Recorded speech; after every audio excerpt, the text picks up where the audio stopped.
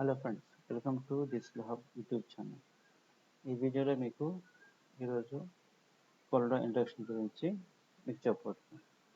First మనం ఏం చేయాలంటే సిస్టంలో ఆల్రెడీ ఇన్స్టాల్ అయి ఉన్న మీరు ఇన్స్టాల్ చేసిన కొరడాని ఓపెన్ చేసుకోవాలి. ఎలా అంటే ఇలా విండోస్ బార్లోకి వెళ్ళి స్టార్ట్లోకి వెళ్ళి కొరడా ఐకాన్ మీద క్లిక్ చేయండి. ఐకాన్ మీద క్లిక్ చేసినప్పుడు సాఫ్ట్వేర్ ఇట్లా స్టార్ట్ అవుతుంది. ఐకాన్ క్లిక్ చేసిన తర్వాత సాఫ్ట్వేర్ ఓపెన్ అయిన తర్వాత మనకి ఇలాగ వెల్కమ్ విండో ఓపెన్ అవుతుంది. ఈ వెల్కమ్ విండోలో ఈ బార్లో న్యూ డాక్యుమెంట్, రీసెంట్ ఓపెన్ చేసిన files and open existing files ఉంటే మనం ఇక్కడ ఓపెన్ క్లిక్ చేసి ఆ ఫైల్స్ సెలెక్ట్ చేసుకొని ఓపెన్ చేసుకోవచ్చు. ఇవన్నీ templates, folder tour, watts new. మనం అయితే కొత్తగా స్టార్ట్ చేసినాం కాబట్టి న్యూ డాక్యుమెంట్ ఓపెన్ చేసుకోవాలి. న్యూ డాక్యుమెంట్ ఓపెన్ చేసిన తర్వాత మనకి ఇలాగా ఇదంతా వర్క్ స్పేస్. ఇది వచ్చేసి మన పేజీ సైజ్. ఈ పేజీ సైజ్ ఏంటంటే లెటర్స్. సో ఇది మన ఫోల్డర్లో వెల్కమ్ స్క్రీన్. ఇది వచ్చిన తర్వాత ఇక్కడ మనకి మెనూ బార్ ఇక్కడ ఉంటుంది.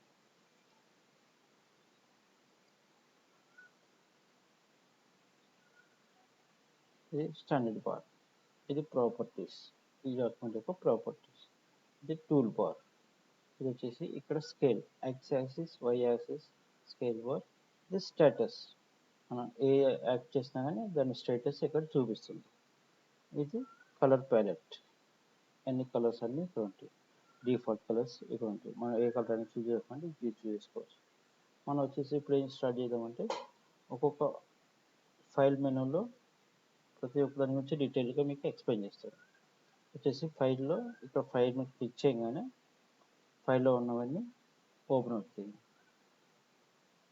న్యూ వచ్చేసి న్యూ డాక్యుమెంట్. షార్ట్ కట్ వచ్చేసి కంట్రోల్ డి. దీని మీద క్లిక్ చేయగానే వచ్చేస్తుంది. ఇక్కడ చూస్తే మీకు డిఫరెన్స్ కనిపిస్తుంది. ఇది గ్రాఫిక్ 2. ఫస్ట్ నేను ఓపెన్ చేసింది గ్రాఫిక్ 1. ఎక్కడి నుంచి న్యూ డాక్యుమెంట్ తీసుకుంటే ఫైల్లోకి వెళ్ళి గ్రాఫిక్ 2 అనేది ఓపెన్ అయింది. సో ఫైల్ మెనూలో ఫస్ట్ వచ్చేసి new document, how to create new document. ఇది వచ్చేసి న్యూ టెంప్లెట్, ఇది వస్తుంది. సో మనం ఆల్రెడీ ఎగ్జిస్టింగ్ క్రియేట్ చేసిన ఫైల్స్ని ఓపెన్ చేయాలంటే ఓపెన్. ఇది షార్ట్ వచ్చేసి కంట్రోల్ ఓ. కీబోర్డ్లో కంట్రోల్ ప్లస్ ఓ ప్రెస్ చేస్తే మనం ఆల్రెడీ చేసిన ఆ డైరెక్టరీలోకి వెళ్తుంది. సో మనకి ఇక్కడ సెలెక్టివ్గా ఆల్రెడీ మనం క్రియేట్ చేసిన గ్రాఫిక్స్ ఏమంటే ఆ డ్రైవ్లోకి వెళ్ళి ఆ పాత్లోకి వెళ్ళి మనం సెలెక్ట్ చేస్తే ఇవి ఓపెన్ అవుతాయి. నెక్స్ట్ వచ్చేసి క్లోజ్. ఇప్పుడు వచ్చేసి మన గ్రాఫిక్ 2ని క్లోజ్ చేయాలంటే ఇక్కడ రైట్ సైడ్లో ఉన్న ఇంటూ మార్క్ ప్రెస్ చేసినా కానీ ఇది క్లోజ్ అవుతుంది. సో గ్రాఫిక్ 2 క్లోజ్ అయిపోయింది. ఇక్కడ చూస్తే మీకు డిఫరెన్స్ తెలుసు. ఇప్పుడు గ్రాఫిక్ 1లో ఉన్నాను. మళ్ళీ నేను ఇంకో కొత్త ఫైల్ క్రియేట్ చేస్తాను. Control N R press go to file menu, press on new. So మళ్ళీ గ్రాఫిక్ 2 వచ్చింది. క్లోజ్ చేస్తే ఇక్కడికి వెళ్ళి ఫైల్ మెనూలో క్లోజ్. సో గ్రాఫిక్ 1 వచ్చింది, గ్రాఫిక్ 2 క్లోజ్ అయిపోయింది. ఇక్కడ మీకు డిఫరెన్స్ చూడవచ్చు. క్లోజ్ ఆల్ అంటే ఆల్ డాక్యుమెంట్స్ క్లోజ్ అవుతాయి. ఇక్కడ చూస్తే మీకు హైలైట్ అవుతుంది, క్లోజ్ ఆల్ విండోస్. ఇప్పుడు గ్రాఫిక్ 1 మన దగ్గర గ్రాఫిక్ 1 ఒకటే ఉంది. ఇప్పుడు నేను ఇంకొక ఫైల్ క్రియేట్ చేస్తాను. గ్రాఫిక్ 2 అంటే గ్రాఫిక్ 3, గ్రాఫిక్ 4, గ్రాఫిక్ 5. సో ఇప్పుడు నేను 5 విండోస్ని వర్క్ చేస్తాను. ఇవి 1 2 3 4 5 గ్రాఫిక్స్ ఉన్నాయి. ఇవన్నీ క్లోజ్ చేయాలంటే at a time close all, అన్ని విండోస్ క్లోజ్ అయిపోతాయి. చూసారా, ఫ్రెష్ డాక్యుమెంట్ వచ్చేసింది. ఇక్కడికి వచ్చేసి control N, create new document వచ్చేసింది. తర్వాత సేవ్. మనం చేసిన ఏదైనా వర్క్ ఉంటే, మనం చేసుకున్న డిజైన్స్ కానీ ఏదైనా ఉంటే దాన్ని సేవ్ చేసుకొని సేవ్ చేసిన మనం చేసిన క్రియేటివ్ అంతా సిస్టంలో సేవ్ అవుతూ ఉంటుంది. ఎగ్జాంపుల్గా వచ్చిందా క్రియేట్ చేసి మీకు సేవ్ అట్లా చేయాలో చూపిస్తాను. సో ఇది డిజైన్ అనుకోండి, గ్రాఫిక్ 1 సేవ్. సో ఇది ఎక్కడ సేవ్ చేయమని అడుగుతుంది. నేను డెస్క్టాప్ మీద క్లిక్ చేసి graphic 1 or new file 1 save. ఇక్కడ ఏ వర్షన్ సేవ్ అవుతుందో చూపిస్తుంది. సేవ్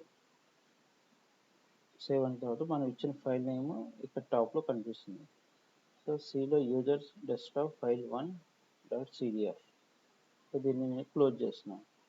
ఫైల్లోకి వెళ్ళి క్లోజ్ చేయొచ్చు, లేదంటే ఇక్కడ ఇంటూ మార్క్ చేయొచ్చు, లేదంటే Ctrl+W. ఇట్లా క్లోజ్ అయిపోతుంది. సో మనం ఎగ్జిస్టింగ్ డాక్యుమెంట్ని ఓపెన్ చేసి సేవ్ చేయటం చూసాం. ఇప్పుడు దాన్ని ఓపెన్ చేద్దాం.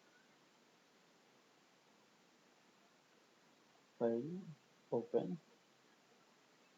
నేను ఎక్కడ సేవ్ చేస్తున్నాను, డెస్క్టాప్ మీద ఫైల్ నేమ్ ఇచ్చి ఈ డిజైన్ ఉంది, దాన్ని ఇట్లా ఓపెన్ అని బట్టి క్లిక్ చేసి నేను చేసిన save file open. Save as. దీన్ని వేరేగా ఉన్న ఫైల్ని ఇంకొక ఫైల్లో డూప్లికేట్ లాగా సేవ్ చేసుకోవచ్చు. అది ఎందుకు పనికి వస్తుంటే మనం దీన్ని సేవ్ యాస్ క్లిక్ చేసి ఫైల్ 2 నేమ్ ఇచ్చేసి వర్షన్ సేమ్ ఉంటుంది, సేవ్ చేస్తే అది ఫైల్ 2 సేవ్ అవుతుంది. దాంట్లో ఫైల్ 1 యాజ్ చేసుకుంటే మనం ఇక్కడ చేంజెస్ కావాలంటే చేంజెస్ చేసుకొని సేవ్ చేసుకోవచ్చు.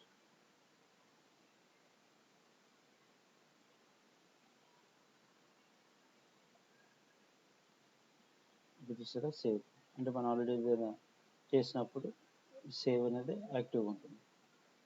వర్క్ అంతా ఇది సేవ్ బటన్ క్లిక్ చేయగానే సేవ్ అవుతుంది. ఫైల్లోకి వెళ్ళి సేవ్, ఎక్కడైనా Ctrl+S కమాండ్ ఇచ్చినప్పుడు సేవ్ అవుతుంది.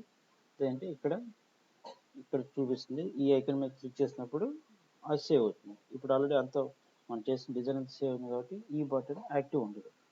కొన్ని దాన్ని మూవ్ చేసి చూద్దాం. ఒకటి ఇట్లా మూవ్ చేసిన తర్వాత అంటే మనం ఏదైనా చేసినప్పుడు మన డిజైన్ ఏదైనా మనం యాక్ట్ చేసినప్పుడు సేవ్ కాకుండా టెంపరీ మెమరీలో సేవ్ అయ్యి ఈ బటన్ క్లిక్ చేసినప్పుడు మాత్రమే అది సేవ్ అవుతుంది. మన డిజైన్ అంతా ఇప్పుడు సేవ్ అవుతుంది ఫైల్లో. అందుకని ఇక్కడ ఉన్న బటన్ సేవ్ యాక్టివ్గా ఉండదు. మనం ఏదైనా మూవ్ చేసినా అప్పుడు మాత్రం అయితే అందులో ఉన్న డేటా సేవ్ అవ్వలేదు కాబట్టి ఈ బటన్ యాక్టివ్ అవుతుంది. నేను క్లిక్ చేసినప్పుడు సేవ్ అవుతుంది. ఎక్కడైనా డైరెక్ట్ క్లిక్ చేయొచ్చు, లేదంటే Ctrl+S షార్ట్ కట్ యూజ్ చేసి సేవ్ చేయొచ్చు. సేవ్ యాజ్ వల్ల డూప్లికేట్ సేవ్ చేసుకోవచ్చు.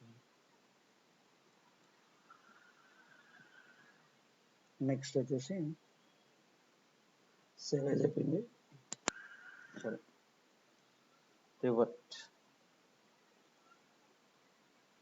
రివర్ట్ అంటే మనం చేసిన ఇక్కడి నుంచి వెనక్కి వెళ్ళటం.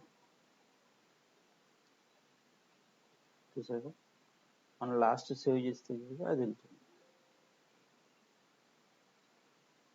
ఇది లాస్ట్ సేవ్.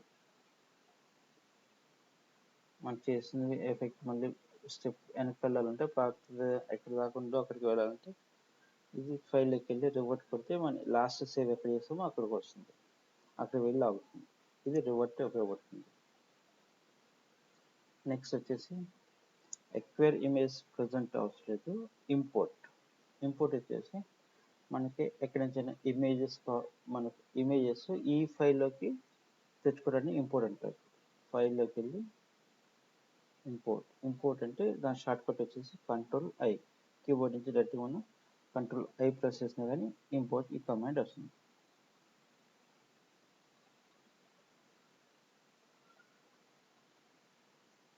ఇక్కడ ఈ ఫైల్ని నేను సెలెక్ట్ చేసుకొని ఇంపోర్ట్ క్లిక్ చేసినప్పుడు ఆ ఇమేజ్ ఇలా వస్తుంది. చూసారా, ఇంపోర్ట్ చేసినప్పుడు ఆ ఫైల్ నేము, ఆ సైజు అన్నీ ఇలా వస్తాయి. దాన్ని మనం ఇక్కడ వాళ్ళు అక్కడ డ్రాగ్ చేసుకోవాలి.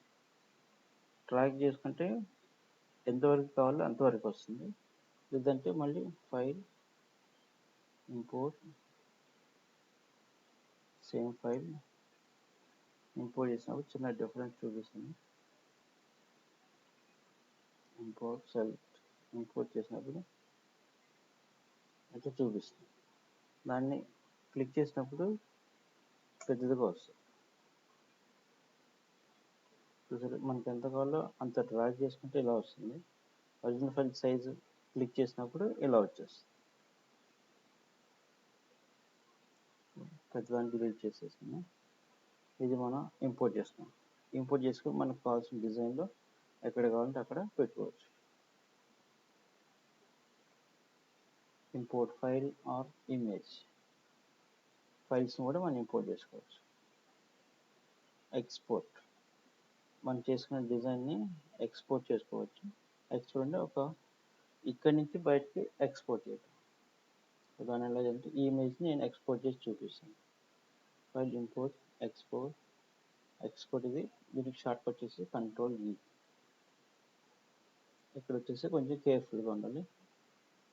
పాత్ సెలెక్ట్ చేసుకుని ఎక్కడ సేవ్ అవ్వాలో, తర్వాత ఫైల్ నేమ్ ఇవ్వాలి. File export image. ఇక్కడ సెలెక్ట్ ఓన్లీ పెట్టాలి.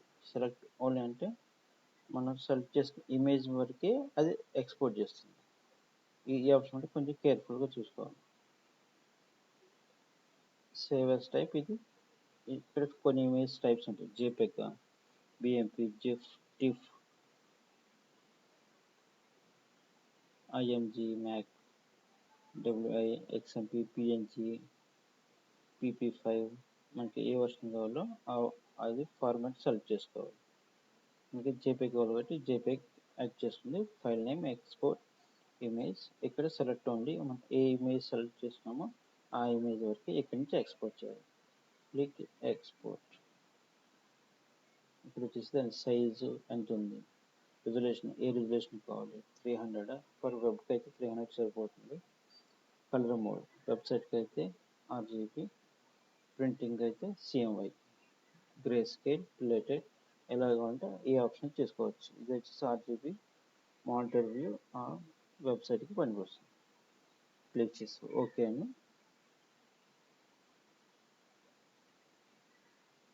ఇలా చూపిస్తుంది ప్రివ్యూ. ఓకే అంటే ఎక్స్పోర్ట్ వెళ్ళిపోయింది. ఇప్పుడు దాన్ని మనం చెక్ చేసుకుందాం. ఇక్కడ చూసారు కదా export image.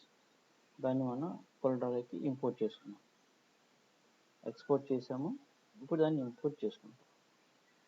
Command Ctrl+I import.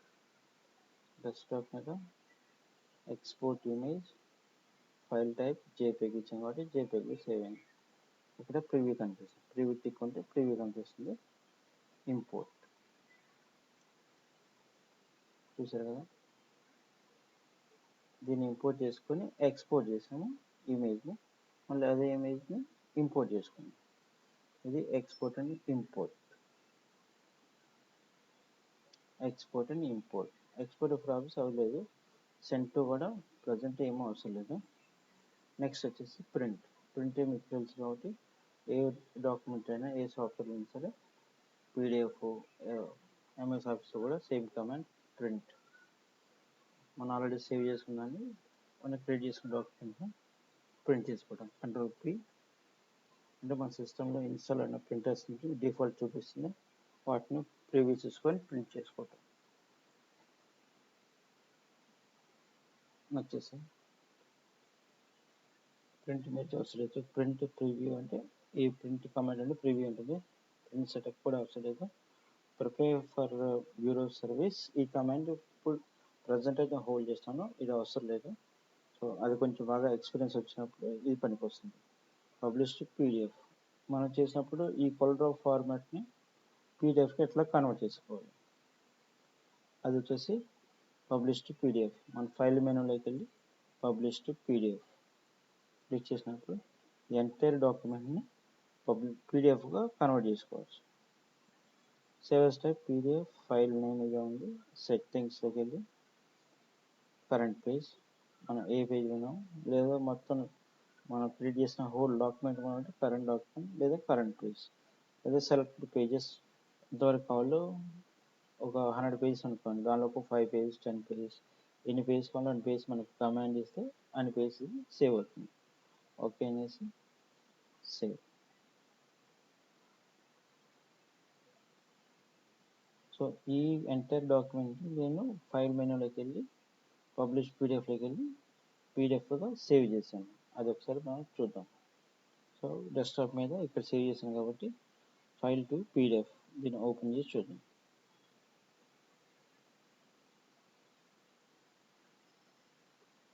So పీడిఎఫ్లో open అవుతుంది.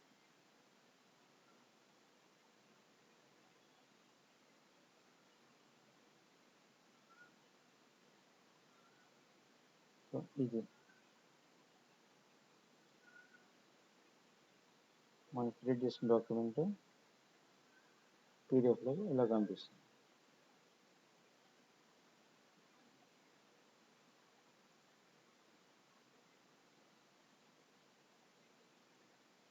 ఇది మన Coreldraw డిజైన్ ఇట్లా పీడిఎఫ్గా కన్వర్ట్ చేసుకోవచ్చు.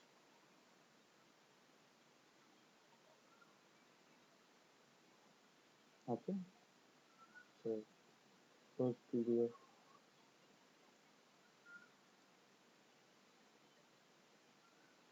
సో పీడిఎఫ్ అయిపోయింది కాబట్టి సో డాక్యుమెంట్ ఇన్ఫో క్లిక్ చేసినప్పుడు ఈ డాక్యుమెంట్లో ఏమేమి ఉన్నాయో మనం ఏం చేసాం తెలుస్తుంది. డాక్యుమెంట్ ఎన్ని పేజెస్ ఉన్నాయి, లేయర్స్ ఎన్ని ఉన్నాయి, పేజ్ సైజ్, ఇది లెటర్ సైజ్ ఇక్కడ ఉంటుంది, ఇది ఇక్కడ చూపిస్తుంది. Page orientation, portrait, resolution 300 dp, objectives. మనం దీనిలో ఏమేమి క్రియేట్ చేసాం ఈ పేజ్లో number of objects 6, number of point 36, max curve వచ్చేసి ఇది కొంచెం అవసరం లేదు. టెక్స్ట్ స్టాటిక్స్ మన టెక్స్ట్ క్రియేట్ చేయాలి కాబట్టి అది చూపించదు, బిట్ ఆఫ్ ఆబ్జెక్ట్ చూపిస్తుంది. సో మనం ఒకటి ఇంపోర్ట్ అండ్ ఎక్స్పోర్ట్ చేసినాం కాబట్టి 2 ఇమేజ్ అవి RGB, ఈ 2 ఇమేజ్ RGB చూపిస్తుంది. Styles, effects, fills, move fills 2, uniform fills 4, CMYK colours use చేసిన CMYK, RGB కలర్స్ చూపిస్తే RGB ఇక్కడ ఇండికేట్ చేస్తుంది. దీని అవుట్లైన్స్ ఏనండి, no outline, uniform, object, CMYK object 4 outlines. ప్రతి ఆబ్జెక్ట్ అవుట్లైన్స్ కూడా CMYK చూపిస్తుంది. ఇవన్నీ ఈ బటన్స్ మనం క్లిక్ చేస్తే documents only text bit map చూడాలంటే ఆ బిట్ మ్యాప్స్ ఒకటి హైలైట్ చేసి మిగతా డీహైలైట్ చేసేస్తే బిట్ మ్యాప్స్ చూపిస్తుంది. లేదా గ్రాఫిక్ ఆబ్జెక్ట్స్ అంటే ఈ గ్రాఫిక్స్ ఆబ్జెక్ట్ చూపిస్తుంది. టెక్స్ట్ చూడాలని టెక్స్ట్ స్టడీ చూపిస్తే టెక్స్ట్ ఏమని చూపిస్తుంది. సో ఇది డాక్యుమెంట్ ఇన్ఫో. డాక్యుమెంట్ ఇన్ఫో ఇవి వచ్చేసి రీసెంట్ ఫైల్స్ మనం ఓపెన్ చేసినవి క్లోజ్ చేసినవి 5 ఫైల్స్ ఇక్కడ చూపిస్తుంది. ఇది ఎగ్జిట్ 4.